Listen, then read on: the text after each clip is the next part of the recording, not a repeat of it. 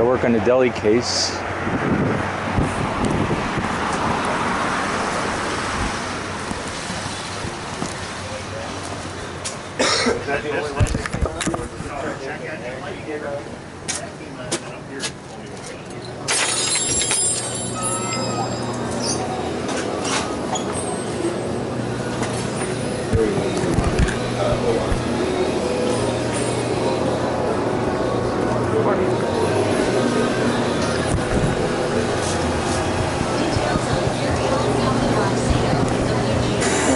Today we have a Deli case here, and we have kind of a typical problem. I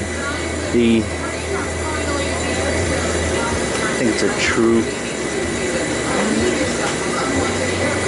They put a compressor on it that's just big enough to do the job originally, and it's so marginally sized that when it's brand new it works 100%. When it gets old, you're not working 100% anymore, you're working like 90% or 88% or something like that. And it's just not enough to get the temperature cold enough. You can see it's 55 degrees. I've got 54 degrees there. My head pressure's low, suction pressure's a little bit low. And I've got refrigerant R134a in it.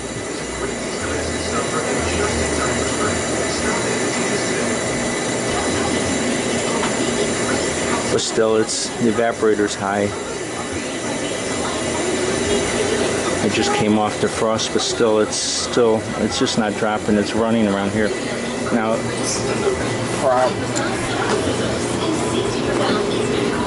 here's the old expansion valve on it. It's still an old R12 expansion valve, and my temperature difference is way off. This valve is probably just shot. I mean, I can probably try and adjust it, but it's just too many miles on it. But what I'm going to do is it's kind of a trick, and I've done this a number of times. This case, even with the new compressor on it, just didn't keep the system cold enough. And what I've done in the past is I've changed the expansion valve. Where do I put it?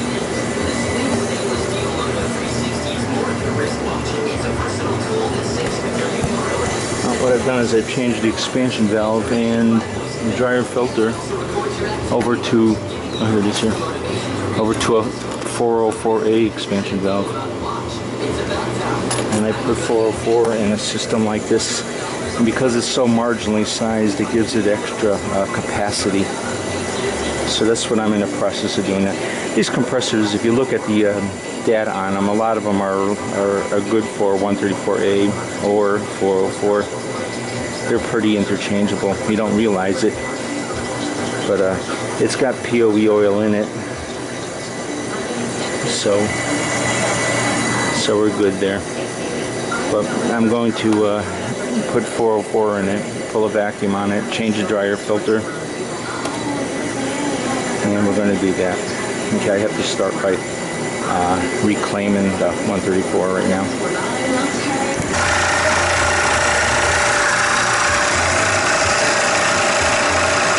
Okay, we're reclaiming the refrigerant right now. I'm taking it out of the liquid line first,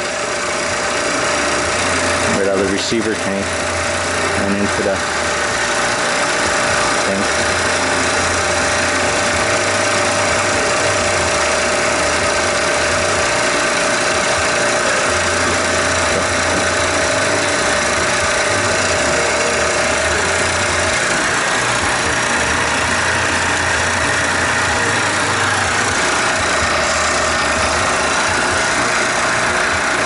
Okay, we're almost down.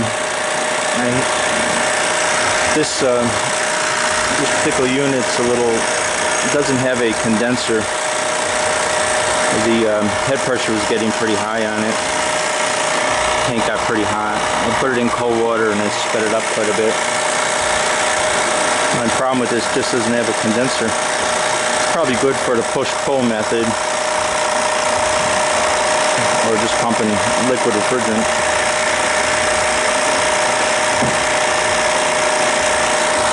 We're almost there. I don't know if you can see that.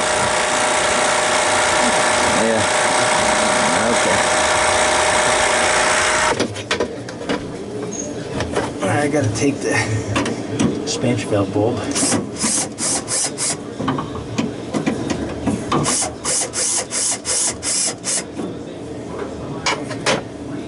Refrigerant comes in here to the valve, goes up through here. There's an evaporator coil up on top, and it goes through the evaporator coil on top, then comes down here, goes through this evaporator coil, and this line here is the exit where the bulb is on. A little hard to reach.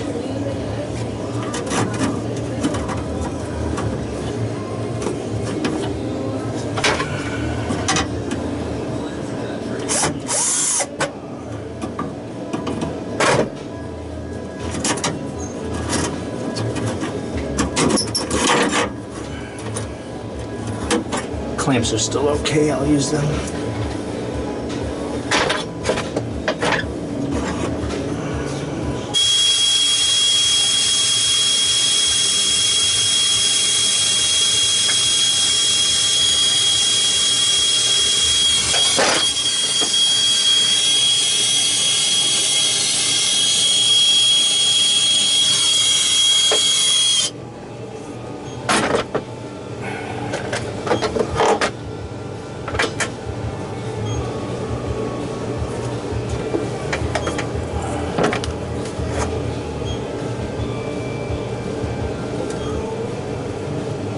Okay, that looks good.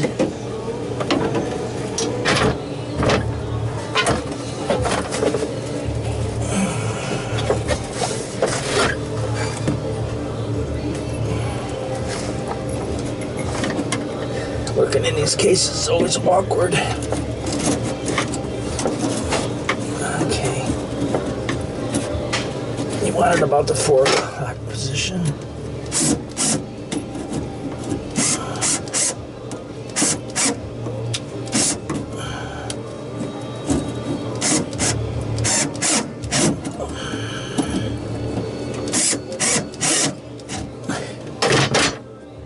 And you want this on very tight. That's good. Now I'll adjust the superheat on it later. I gotta pull it back. I gotta change the dryer now.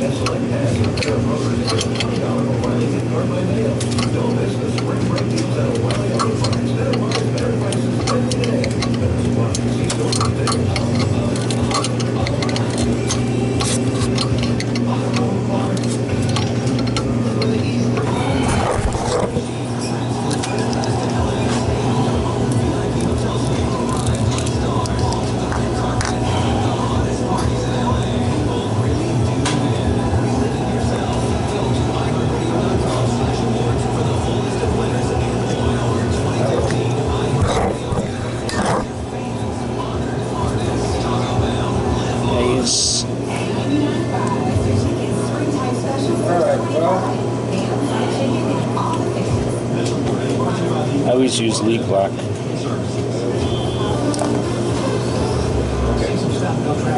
It just works good.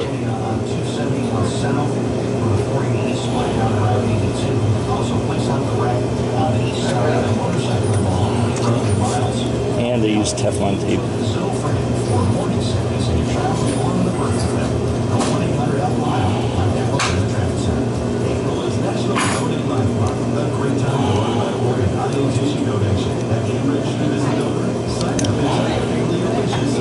And I use both of them because of temperature changes, expansion, contraction, vibration, high pressures. They can work themselves loose. So I use the combination of them. And we have good success. The arrow has to be going in the direction of the flow of the refrigerant.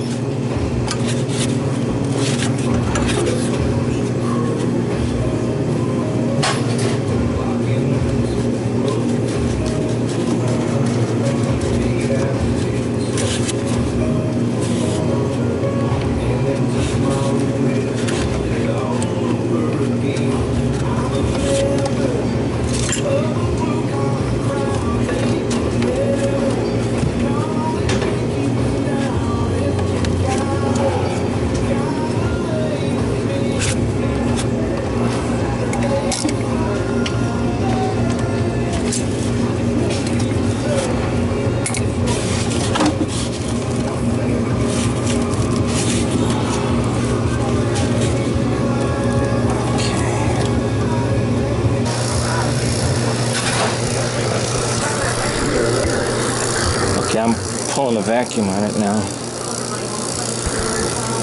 I relabeled it to 404. I changed the dryer filter on it.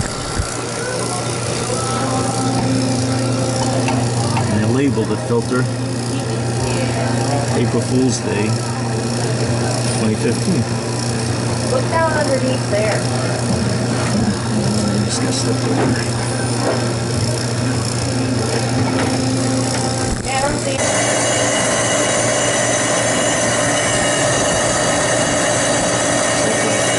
Sight glass is full. And when you charge something like this up, a small compressor, you really have to go by the amperage that you're drawing. And on the nameplate over here, it says the run load amps is 12. So you definitely don't want to exceed 12 when you're charging something like this up.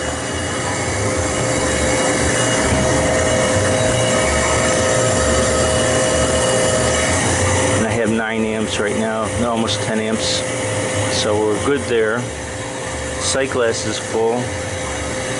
Got heat coming out of the condenser. And our temperature should be dropping in a little bit.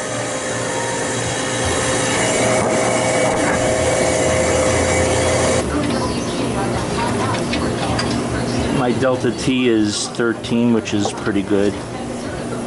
Going in and coming out.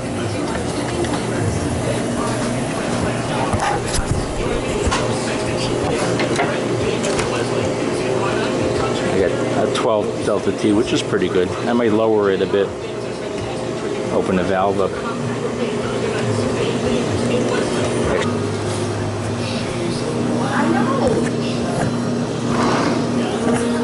Okay, this case is running a little too cold, I think.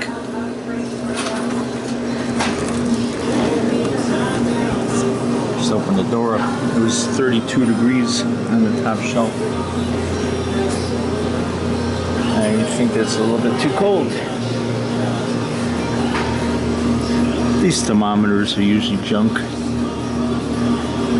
This one reads 18 degrees. This one's close, actually. There's a Taylor. But this case is, I don't know if you can see that, it's 35, 34. And I'm gonna have to turn this a little bit warmer. But the change over to 404 has a huge results on it. I always have good luck with it. It was running at 54, this old compressor, and now it's down to 33. So it works good. A little unconventional, but it works good. Thanks. This fix was a little bit unconventional. This was a worn out R134a compressor. And the system's running at 54 degrees. And the compressor, the 134A compressor, is drawing 9 point something amps. And it was rated at 12, so it was a little bit under the amps. And what I did was, the expansion valve that was in there was an old, worn out R12 expansion valve. It was working, but not really good. And you can only get 54 degrees in that case. And this fix was for this type of situation. Normally what I would recommend doing is changing the compressor to a 404 compressor, the expansion valve to 404, the dryer filter, and the refrigerant. But the customer, they're always trying to save money and trying to keep the bills down. It's an easy fix, actually. I've done it a number of times and it works good. It works good on capillary tube systems even, and you really don't even have to change the capillary tubes. Emerson recommends for R22 systems to change them over to 404 for refrigeration systems, and 134 is not too far away head pressure wise from 22 in refrigeration. So and these compressors are when you buy a new compressor today and you look at the specifications of it, it'll say this one's good for 404 or 507 or 134. It's the same compressor. It's multiple refrigerants, and so long as the compressor has POE oil in it, you can interchange the refrigerants. It's you have to watch the amperage, especially when the compressor starts up after it's been on defrost or just off on temperature. That's when the load is the greatest, and if you have a small compressor and you can overload it if you have too much refrigerant in the system. So you have to be really careful about the amperage. That's important. But this system worked. When I changed it over, put the 404 in it, the temperature, I'm really impressed with 404 because the temperature drops very fast on the cases. Normally with the 134a system, you can just start a system up and it'll take, I don't know, 25, 35 minutes for the temperature to drop and shut off. With 404 in it, I've put my gauges on it, put 404 in it, started up, and the system shut off within a few minutes. And I'd look and it hit temperature and shut off. I mean, it works very fast and very efficiently. And it draws less amperage, apparently. I think my amperage went from 9 amps down to like 6 something amps. It was, and it shuts off much sooner, so it's much more efficient. Now, Emerson recommended to the EPA that they wanted to keep 404 for a longer term. 404 is up at the top of the global warming potential number. It's really close to the limit, and so there's talk about lowering that limit down. So we should put 404, over the limit. But I really hope they don't do that. I really am impressed at how good 404 works. I had a true 3-door cooler, counter cooler, that had a 134a compressor in it. And I went to get, the compressor had gone bad. I went to get another compressor. I couldn't get it from my Copeland distributor. It just wasn't available to them. It was an OEM. True had gone to Copeland and got this little compressor, which was less than a 1/3 ton, and you couldn't replace it with the common 1/3 ton compressor, which is the Tecumseh AE 4440, because the condenser would be too small. So he had to go to a true distributor, which is my competition, and I'd have to pay list price for the stupid thing, for that compressor. And I don't like that kind of workings when companies do that. Trane does that and things. I just do all I can. I won't put a Trane compressor in if I'll put an Emerson compressor in. Does the same BTU rating. Anyways, what I did was that particular unit was 134a, and this small compressor was, I think it was like 2,900 BTUs compared to the 1/3 ton, which is 3,300 BTUs. What I did was I found went to the supplier, had them look up a compressor comparable, Copeland compressor in 404a that did 2,900 BTUs. And I installed that in there with 404. I changed the capillary tube on that system, and that system has worked great now for 2 years with no calls, and I've done it a number of times. I found that you don't have to change the capillary tubes. I had a Coca-Cola cooler, single door glass box, just the other day. It's an old thing. The compressors are really old, and it had, I think, MP39 in it. It had POE oil in it, which is good. What I did was I just took the refrigerant out, pulled a vacuum, and I put 404 in it, and it came down real fast and got ice cold. And the benefit of 404 is it's the least expensive refrigerant right now. So the customers really, they like it. You get good operation, lower electric bill, and it's a lower bill, a cheaper bill. So I really recommend changing systems over to 404. Later, guys. Thank you.